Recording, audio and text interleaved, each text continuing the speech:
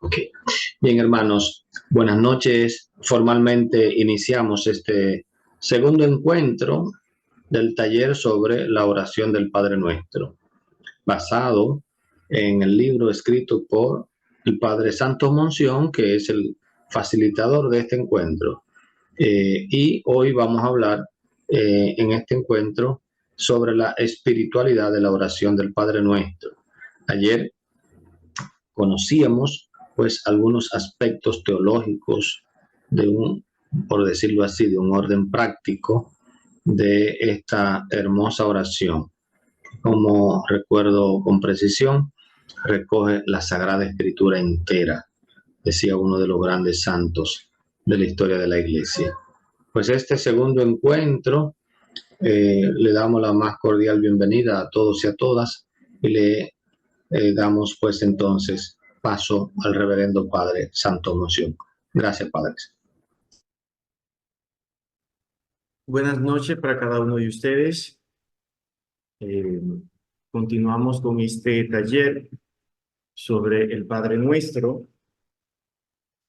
Antes que todo, hacemos una retroalimentación de lo que vimos en el día de ayer. Iniciamos con una introducción hablando de la importancia del Padre Nuestro, según algunos santos de la Iglesia, algunos padres de la Iglesia y teólogos. Después vimos también las dos versiones bíblicas del Padre Nuestro y hablamos de la versión de la Didache. Nos concentramos entonces después en la versión mateana del Evangelio de Mateo, capítulo 6, versículos del 9 al 3. Observamos que está insertado en el contexto del Sermón de la Montaña.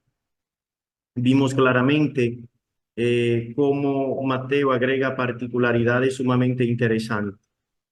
Dividimos la oración en una petición, en una afirmación inicial, una súplica inicial, Padre nuestro que estás en el cielo, en tres peticiones divinas, santificado sea tu nombre, venga a nosotros tu reino y hágase tu voluntad en la tierra como en el cielo. Y entonces también luego vimos las peticiones humanas que hablaban claramente de danos hoy nuestro pan de cada día, perdona nuestras ofensas como también nosotros perdonamos a nuestros deudores, no nos dejes caer en la tentación, mas líbranos del mal. Concluimos entonces afirmando la importancia del Padre Nuestro. En el día de hoy vamos a hablar del Padre Nuestro y Discipulado, que sería el capítulo 3 del libro. Voy a resumir estas implicaciones espirituales y pastorales, diciendo claramente lo importante que es el Padre Nuestro para la vida del discípulo. Esto está dentro de la espiritualidad bíblica, porque me voy a referir de manera muy especial a cómo el cristiano concibe el Padre Nuestro o cómo se ve delante del Padre Nuestro.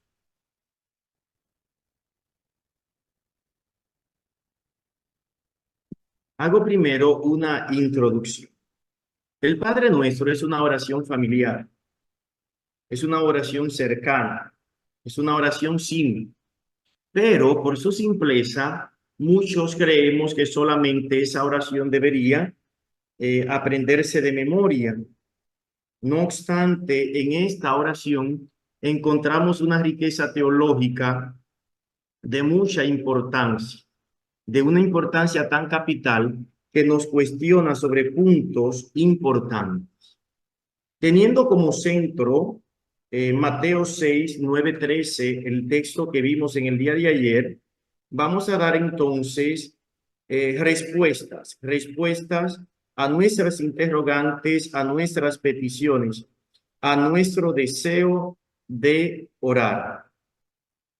Hay que destacar claramente que Jesús dice, ustedes oren así. Mateo 6, 9, 3.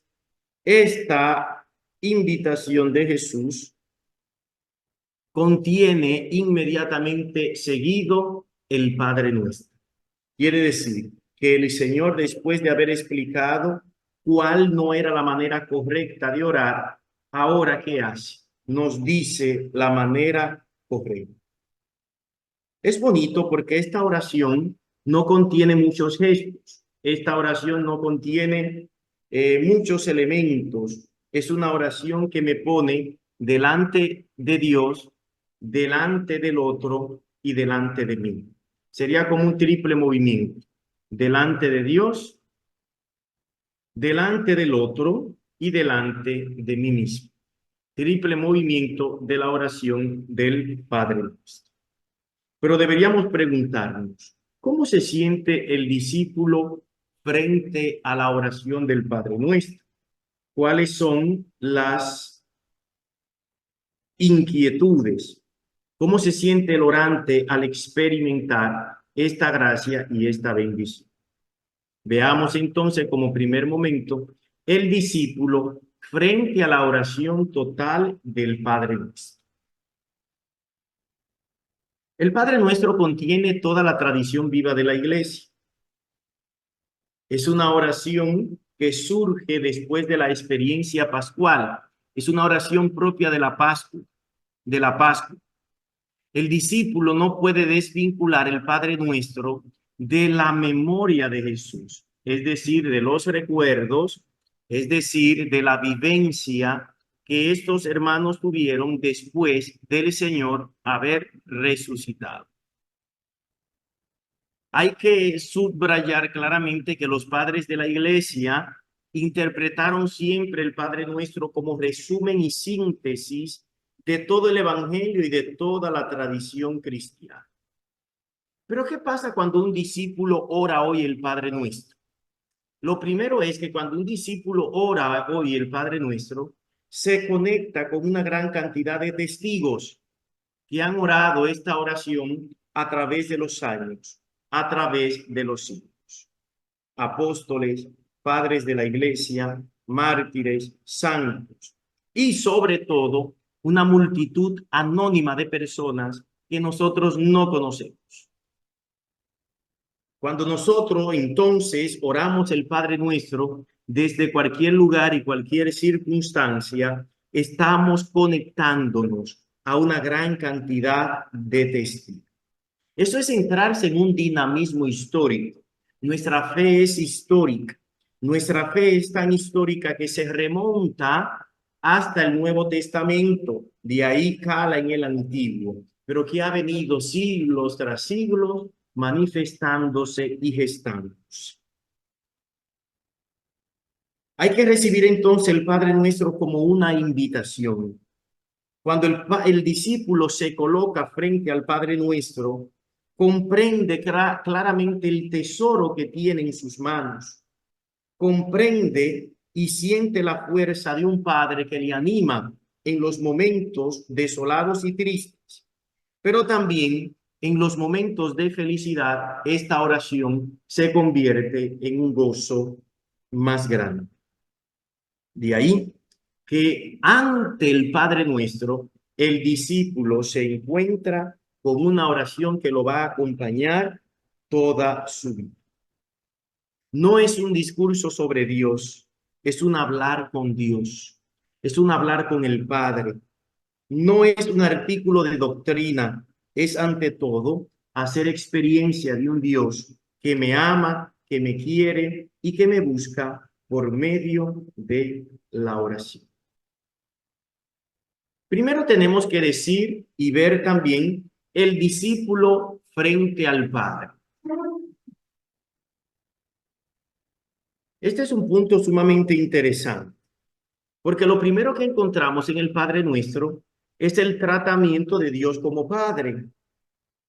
Es el fondo de toda la oración y nos hace experimentar una relación cercana, nos hace experimentar una relación de autoridad, una relación de familiaridad. No sé si estuvieron atentos a la prensa el año pasado. Decía claramente el periódico Diario Libre, decía que por primera vez en el país una mayor cantidad de hijos iba a vivir sin uno de sus padres. Eso entonces llama mucho la atención. Nosotros tenemos que colocarnos frente al Padre y tal vez mi experiencia del Padre no ha sido buena, digamos padre-madre. Tal vez yo no he tenido una experiencia bondadosa de mi padre-madre y entonces puedo viciar la experiencia de Dios. O podría ser lo contrario. He tenido una experiencia buena de Dios y entonces quiero también extrapolar mi relación con el Padre por la experiencia que yo he tenido con mi madre o con mi padre. Ninguna de las dos situaciones son posibles. ¿Por qué? Esto lo resolvemos desde el más de Dios. El más de Dios. Por más bueno que haya sido tu padre o madre, Dios es mejor, es superior. Vamos a decir, Dios es más. O vamos a decir lo contrario, por más malo que haya sido tu padre o tu madre, Dios siempre es más. Desde el más de Dios podemos nosotros predicar. Pero también el discípulo frente al Padre se encuentra delante de una paternidad que le acepta. No estamos nosotros frente a un abandono. No estamos dejados a nuestra suerte. No somos dejados en la orfandad. Nótese que Mateo 6:26 dice, miren las aves del cielo, no siembran ni cosechan ni recogen en graneros, y sin embargo, el Padre del cielo las alimenta. ¿No valen ustedes más que ellas? Es decir, tenemos un Padre que nos ayuda. Es un Padre providente. Tenemos también que nosotros, orando este Padre nuestro, recordamos que este abad, este Padre, no es tan solo para acercarnos de manera engañosa, llegando a la rutina y a la repetición sin sentido. Nosotros ante el Padre sabemos que Él merece respeto. Y por eso la expresión en los cielos nos coloca ante la trascendencia de un Dios que nos motiva no tan solo a verlo lejano e inaccesible, sino que nos motiva a llegar hacia Él con una gran peregrinación. Sintiéndonos pequeños, nosotros caminamos hacia ese Dios que nos ama. Recordemos, estamos frente al Padre. El discípulo frente a las peticiones divinas. Les pregunto, ¿se recuerdan ustedes de las peticiones divinas? Son 3. Si alguien pudiera copiarla en el chat, nos ayudaría. La primera es, santificado sea tu nombre. Segunda, venga a nosotros tu reino. Y tercera, hágase tu voluntad en la tierra como en el cielo. Esas son las peticiones divinas. Creo que la han colocado ya en el chat, así que ustedes, por favor, aprovechen ahí para que puedan estar en sintonía con nosotros. ¿Cuáles son las actitudes que brotan del corazón de un discípulo que está frente a estas peticiones divinas? Es bonito porque el Padre Nuestro lo primero que hace es que nos sitúa frente al horizonte divino. Antes de pensar en las necesidades humanas, se piensa en el cielo. La oración se eleva, ensancha los horizontes humanos y nos motiva a caminar hacia las esferas del Padre. Con esto Jesús nos coloca ante lo único necesario, darle la supremacía a Dios y todo lo demás vendrá por añadidura. El discípulo coloca la mirada en el cielo. El discípulo sabe que si se ocupa primero de Dios, todas sus necesidades van a estar cubiertas. Ante la petición del nombre divino, nos encontramos frente a la realidad divina en su forma única y singular. El nombre revela lo concreto. El orante, entonces, cuando ora el Padre Nuestro y dice, santificado sea tu nombre, trata con la identidad personal de un padre, con su existencia, con su realidad, y pide invocarla. Esto es bonito porque Dios tiene un nombre. Dios no se diluye. No es una relación anónima, nebulosa, disluida, algo que desaparece. Si Dios no tuviera un nombre, nosotros no tuviéramos una referencia. Sin embargo, al Dios tener un nombre, nuestra relación con Él tiene sentido. La actitud, decíamos ayer aquí en el discípulo, es doble. Es pasiva porque pide la santificación del nombre de Dios. Es activa porque se compromete a conservar esa sacralidad de Dios en su vida. Con la petición sobre el reino, venga a nosotros tu reino, nosotros nos centramos sobre la predicación de Jesús. Jesús hablaba de este reino y decía, conviértanse, es decir, el reino exige preparación. Al recibir el reino yo tengo que dar un cambio, experimentar, asumir la fe, es decir, buscar el reino y su justicia, preferirlo a todo lo demás, a las perlas, a los tesoros, a todo. Ese reino que dice, yo acepto la señoría de un Dios que me ama y me pongo en camino de fe y de conversión. Si nosotros tenemos esto claro, el discípulo ante esta petición tiene un norte. Nuestras oraciones tienen que saber hacia dónde ir. Las oraciones tienen un norte. ¿Y cuál es ese norte? El norte es ir al Padre. Asumir el reino por medio del Padre. Nosotros nos damos cuenta que al caminar debemos sacrificar todo aquello que no nos permite aceptar ese reino de Dios. Fíjense cómo Zaqueo da ese paso de conversión. Fíjense en los pobres y en los leprosos. Fíjense que Jesús siempre buscaba la nobleza del espíritu. El Padre Nuestro le muestra al discípulo un reino que no está en contradicción con la felicidad humana. Es un reino que va más allá, pero que no responde a estructuras rígidas, no responde a estructuras malsanas.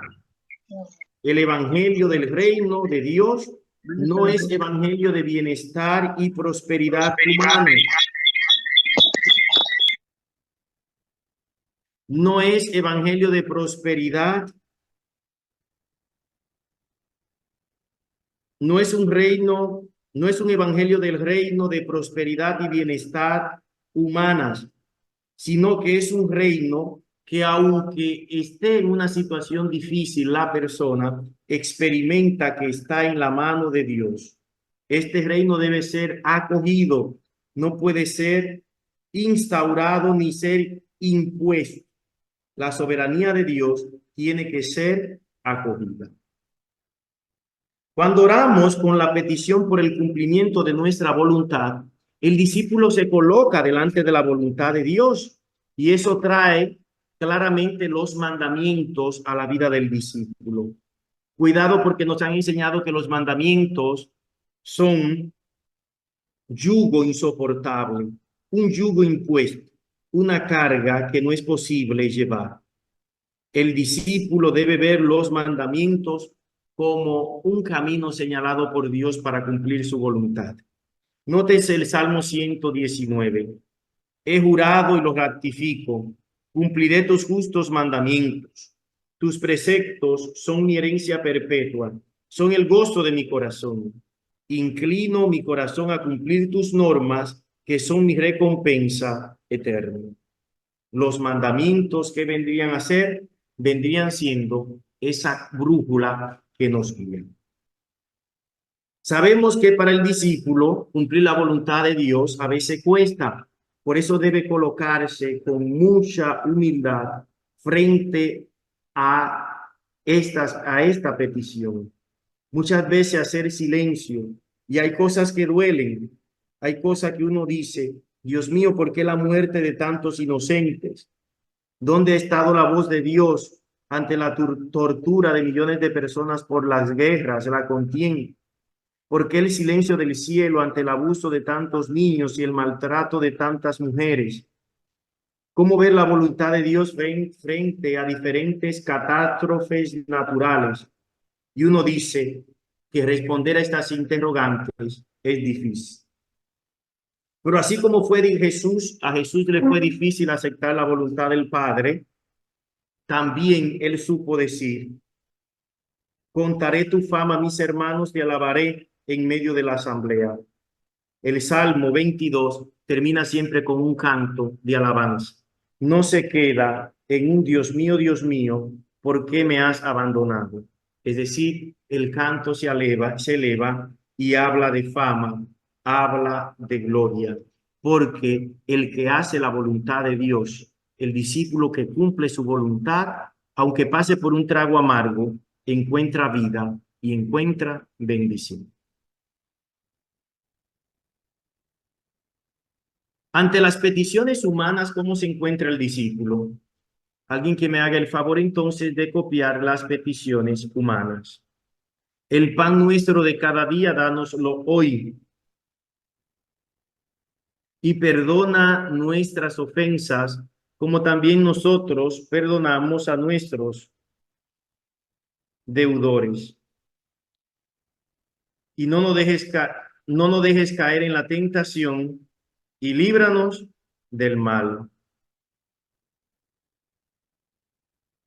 Peticiones humanas.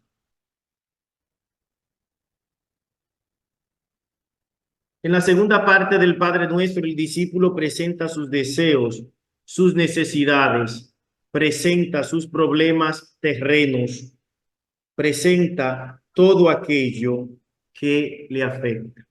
No lo hace de manera individual. Aquí prima el nosotros, porque la oración del Padre Nuestro no es oración del yo-yo. A mí me regalaron un yo-yo cuando pequeño que daba vueltas sobre sí. Entonces no es yo, es siempre nosotros. El nosotros de la oración del Padre Nuestro es lo que prima en esta parte. Tenemos primero una petición. ¿Cuál es la primera petición? La petición del pan. Miro el chat, ahí está, el pan nuestro de cada día, dánoslo hoy. Ahí pueden ustedes observar todas las peticiones humanas. Cuando oramos por el pan, oramos por nuestras necesidades humanas como comer, beber, techo, vestido. Además, teniendo como entendimiento que el pan es fruto del trabajo humano, presentamos también la sociedad, las necesidades básicas de la sociedad, y nos cuestionamos ante la repartición de los bienes que muchas veces no está bien hecho.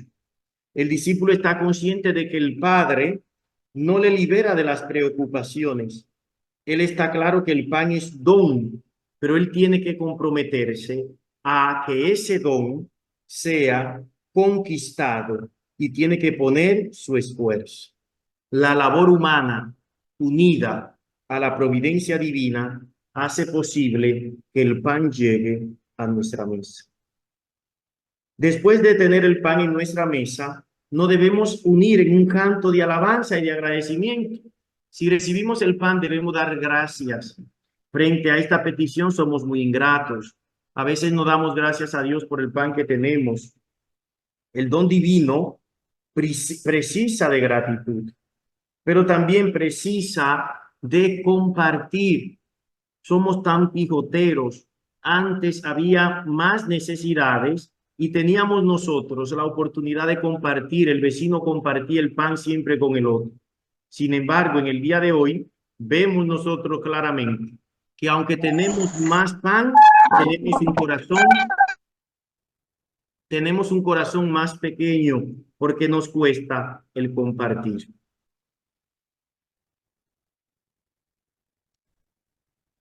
Yo sé que ante que nosotros no podemos darle pan a todo el mundo. Algunos tenemos que orar por África, tenemos que orar por Haití. Y cuando hayan colectas en el país, pues nosotros tranquilamente colaboramos. Ahora bien, ¿qué hay que hacer cuando yo tengo el pan en mi mesa?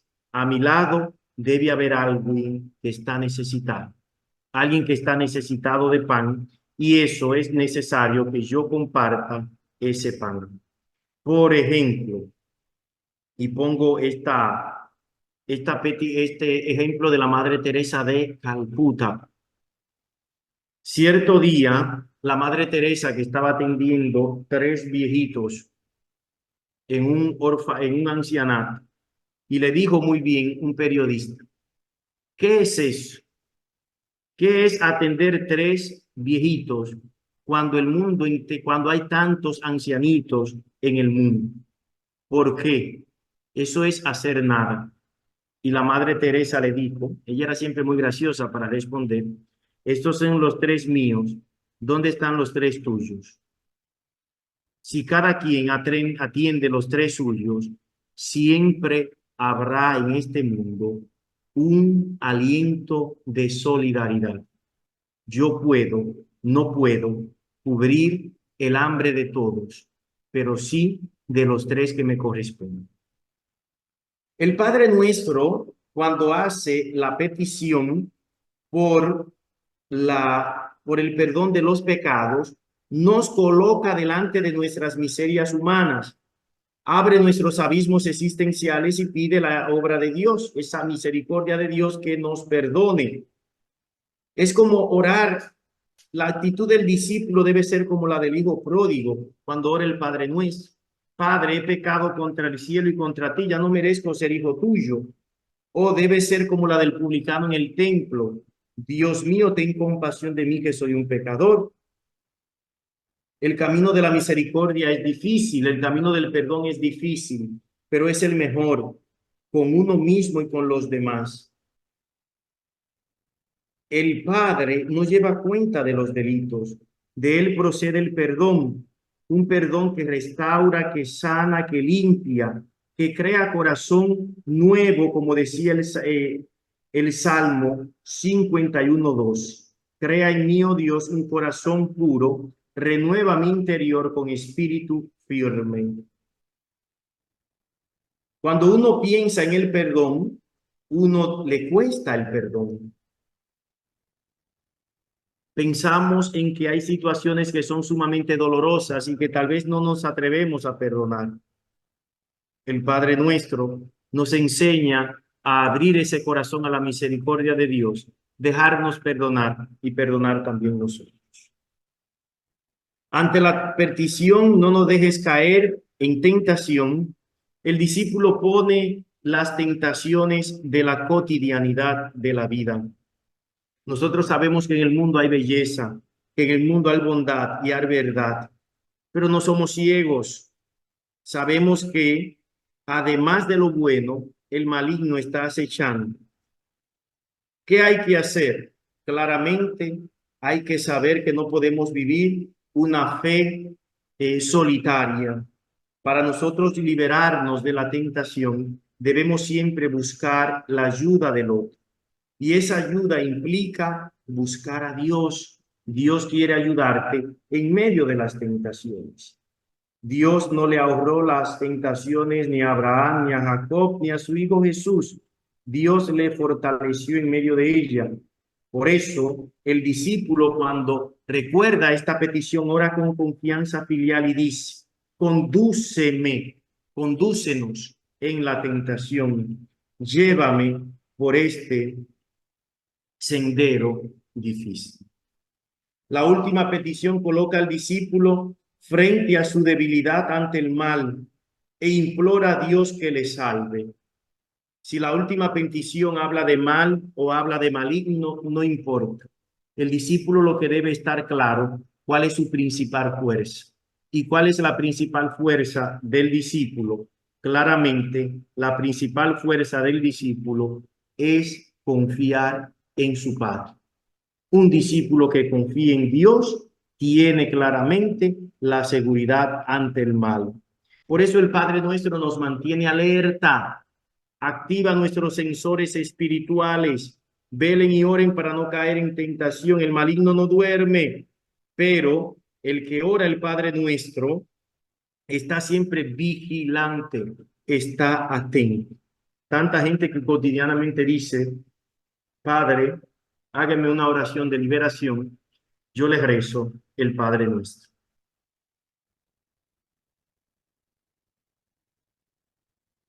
Conclusión.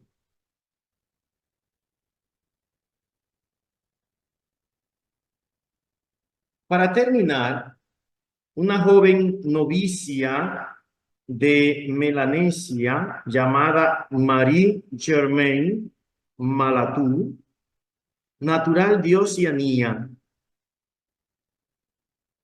estudió el Padre Nuestro de una manera existencial y ella reflexionó sobre algunos puntos que yo lo coloco para concluir esta primera parte, este día de hoy, este capítulo. Aunque no voy a leer todo el texto que ella nos escribió porque está en el libro, sí quiero repasar algunos puntos. Decía Marie Germain, cuando rezo el Padre, cuando rezo al Padre que está en los cielos, repito la oración de Jesús a su Padre, que ha hecho de nosotros hijos del Padre. Padre nuestro. Lo que me extraña es que Jesús, al dirigirse a Dios, no emplee ningún otro título. No dice Señor, no dice Dios de los ejércitos, no dice Dios Todopoderoso, dice Padre. Dios es Padre y decir Padre es reconocernos como hijo. Por eso el Padre Nuestro nos recuerda que somos hermanos.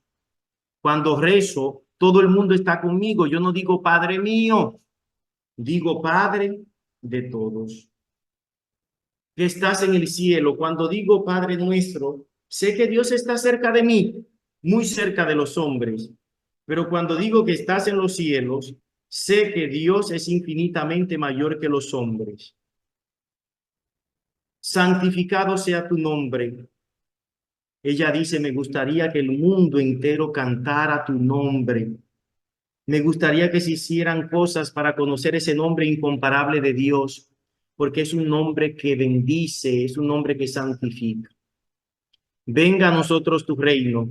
Ella dice, me gustaría que la felicidad y el amor que vienen de ti inundasen todo el mundo entero. El hombre y la mujer buscan felicidad y amor. Y ella dice, la felicidad está en el reino de Dios y en que Él tome posesión de todos. Hágase tu voluntad en la tierra como en el cielo. Ella dice, lo que Dios quiere para nosotros es grande. Pero no siempre nosotros queremos conocer esa voluntad de Dios. Queremos hacer lo que nos gusta. Queremos hacer aquello que se aleja de Dios. Y aunque duela cuando hacemos lo que Dios quiere, encontramos gusto y bendición. El pan nuestro de cada día, dánoslo hoy. Ese pan que me hace vivir. Vemos que no pedimos grandes cosas.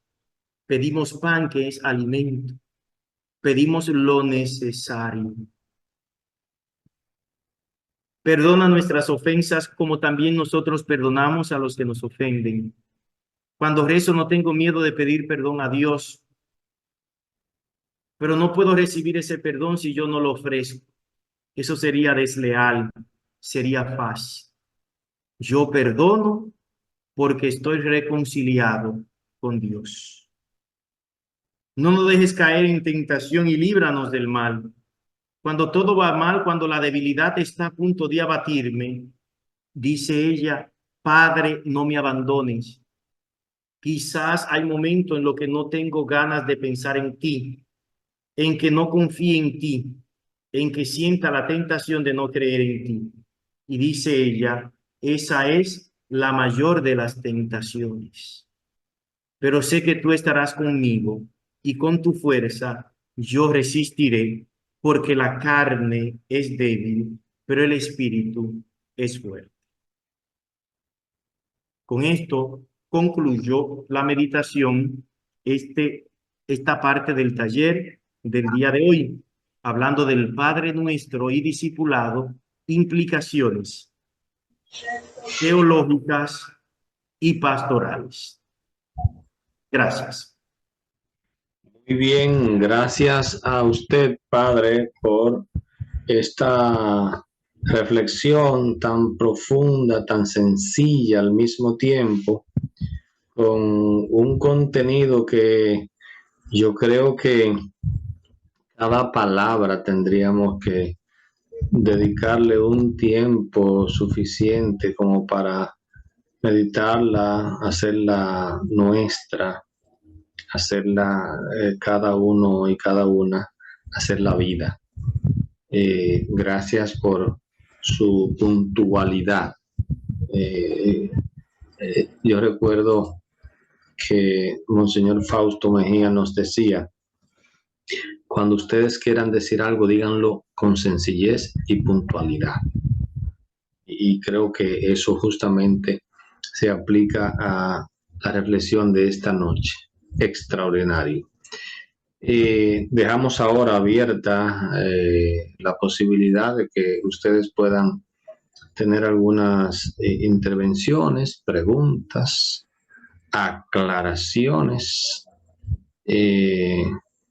Hoy es el tema fundamental, entonces, es pues esta oración desde la perspectiva del seguimiento, ¿no? Del discipulado. Dejamos abierta la posibilidad, el chat. Padre Santo Moción, más que generar un comentario suyo sobre esta situación.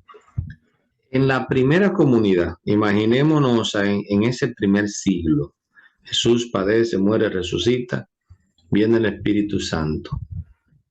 Aparte del Padre Nuestro, que estamos seguros que era la oración que más oraban sus seguidores, ¿tenía articulada esa primera comunidad alguna otra oración? Bueno, la memoria de los apóstoles, la Dida G, habla claramente de que la comunidad se reunía para celebrar la Eucaristía, eso estaba muy claro. Pero siempre también el libro de los Hechos de los Apóstoles narra la oración de la iglesia, que son los salmos, que eran grandes oraciones, que siempre los discípulos a través de la historia de la iglesia la han realizado y han vivido. Ya desde el siglo IV en adelante se agrega la primera oración mariana, la más antigua, que es bajo tu amparo nos acogemos, Santa Madre de Dios, y así sucesivamente. La primera comunidad cristiana oraba con los salmos, oraba litúrgicamente con la Eucaristía. O sea que el Ave María, ¿de qué, más o menos en qué siglo se comienza por lo menos a meditar la primera parte del Ave María como una oración? No tengo ese dato. No lo tiene. Dice que está en la palabra de Dios, claro, en el Evangelio de Lucas, Claro. pero no tengo el dato de cuándo se empieza. Bien. Entonces lo respondo mañana, Sí, para no cometer un error. muchas gracias. Siempre me ha llamado la atención, pero sí era, bueno, algunas personas dan las gracias, Padre, por su puntualidad, la excelencia. ¿Dónde puedo comprar el libro? El libro, Manden a pedir el libro por sus vicarías de pastoral y se le hace llegar. y me dice a Dubani que parece que le informaron que ya la librería del seminario está cerrado, pero me imagino que si uno se organiza con usted, puede usted... Sí, yo estoy aquí todavía y estaré toda la semana, la próxima semana, porque ustedes saben que hay que bajar a votar para cumplir con ese deber, pero la otra semana a partir del lunes también estoy por aquí. No, me gustó mucho la exposición y he aprendido dudas que tenía. Gracias. Gracias. Muy bien, gracias por su comentario. Excelente. Bueno, si tienen... Padre, Ajá, sí. Ángela. padre, Sí, buenas noches. Buenas. Me gustaría que el sacerdote me dijera, dentro de las peticiones humanas, además de vestimenta, pan,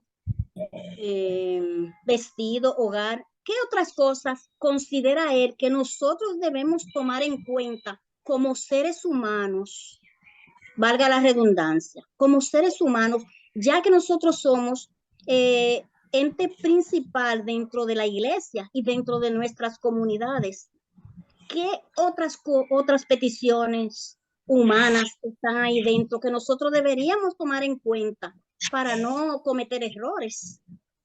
Bueno, el Padre Nuestro engloba las peticiones. Yo decía ayer las 3 P: pan, perdón y protección.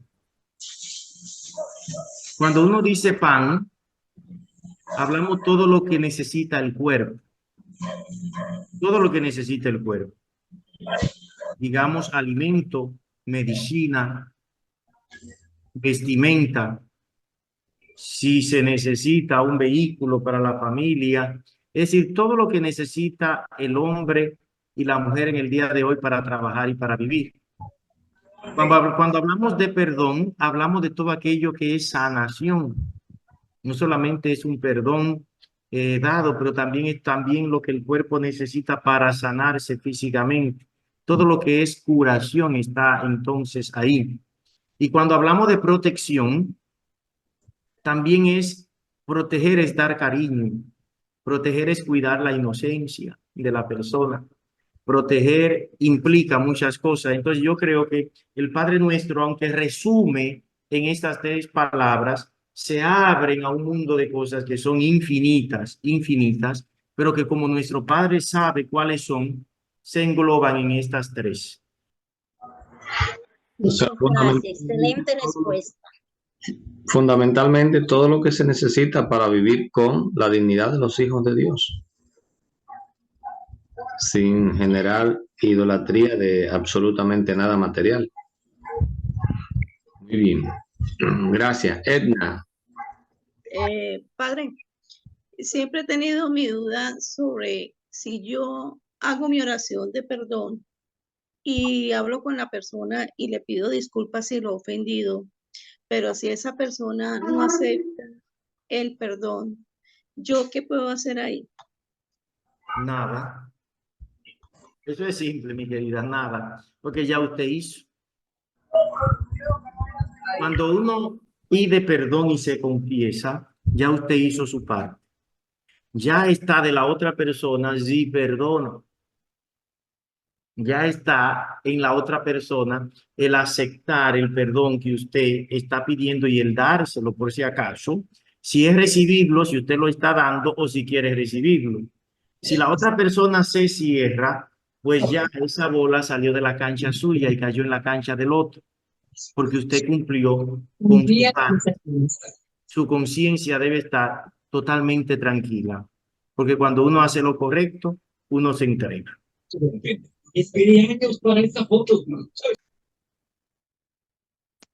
Bueno, gracias, Padre. Bendición. Gracias. Muy bien, gracias. Padre, una pregunta. En las demás grandes religiones, estaríamos hablando, por ejemplo, los musulmanes. Sabemos que probablemente los judíos no rezan el Padre Nuestro, pero esas demás religiones que se han formado y que incluso, como repito, los musulmanes tienen a Jesús como un verdadero profeta, valoran el Padre Nuestro, rezan el Padre Nuestro.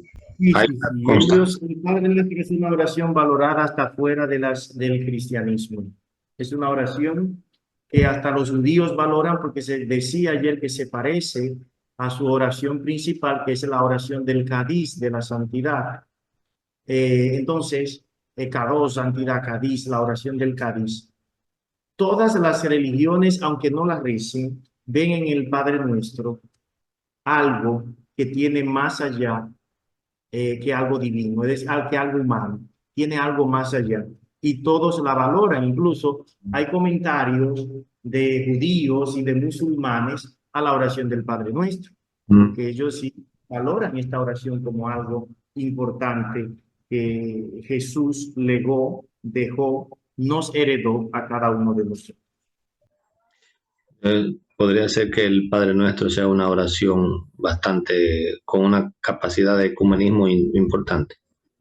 El ecumenismo sería dentro del cristianismo. O un diálogo. Para diálogo interreligioso. Ahí sí. Pero también para el diálogo interreligioso, nótese que el Papa cuando hace esos grandes encuentros por el Padre Nuestro. Excelente. Uy, mira, que es un buen dato. Gracias, Padre. Excelente. De verdad, muchas gracias. Bueno, señores, 9 menos 5 minutos. Gracias. Si pedimos, si pedimos para otra persona, no, ya hemos descargado a la otra persona. Bueno, eso es más o menos un comentario a lo que el Padre respondió. Bueno, muchas gracias.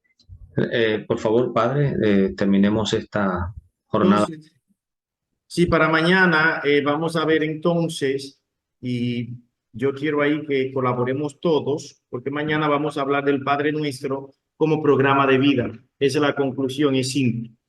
Usted va a escribir en su casa en qué le ayuda el Padre Nuestro a vivir. Y entonces nosotros vemos y compartimos mañana, después de yo hablar, que hablaré unos 20, 25 minutos, entonces vamos a compartir cómo el Padre Nuestro es un programa de vida que me ayuda a mí en mi diario vivir.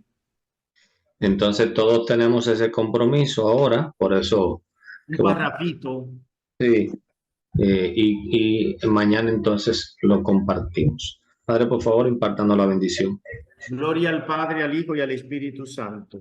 Como era En el principio, ahora y siempre, por los siglos de los siglos.